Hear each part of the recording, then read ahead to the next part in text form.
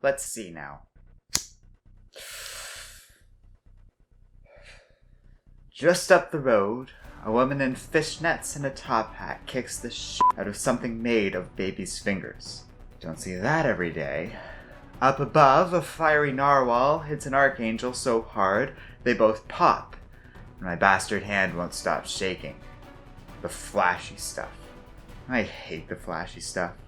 Over there, 6 blind goblins pleasure themselves on the Volkswagen where they've trapped the spirit of an astral yogi. It's tacky, if you ask me. You never know where you stand with all this CGI-looking crap. Spells and light shows and bloody wands. This sort of magic, it pretends you can get something for nothing, but you can't. There's always a debt due come sunrise. Only difference this time? Something ate the sun half an hour ago.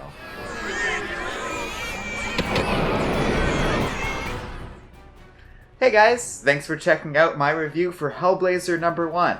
If you want to see more comic news and reviews, be sure to subscribe to our channel by clicking on that button, and check out our Patreon page in the video description below if you'd like to support independent comic book media. Now here we have an interesting issue. We have a sort of one-off special by Simon Spurrier, Marcia Takara, Chris Peter, and Aditya Bidikar, published under DC's Black Label. This extra-large single issue sets up 2 spin-offs to the content covered here that will be picked up on in an ongoing series called Books of Magic and a new series called John Constantine Hellblazer, both of which will pick things up at the end of November. For those familiar with the original Hellblazer series that featured Constantine, I'm pleased to report that this special issue really lives up to those original comics. This issue does an amazing job overall, and Takara does some amazing sequences in this comic that really live up to what one might expect out of a good Hellblazer story. These stories have always been a somewhat unique mix of noir, surreal, and detective work, and this Hellblazer comic nails all 3 of those things perfectly. The story in that regard is unremarkable. It's a lot like the other Hellblazer comics I've read before. And in fact, there are pages out of this thing I would have thought were from the original Hellblazer series, if I were shown them out of context. That being said though, I'm not against that. People might have different feelings on this, but I'm quite content to see a Constantine series that pretty much just goes back to what made this character unique and what made that Hellblazer series special.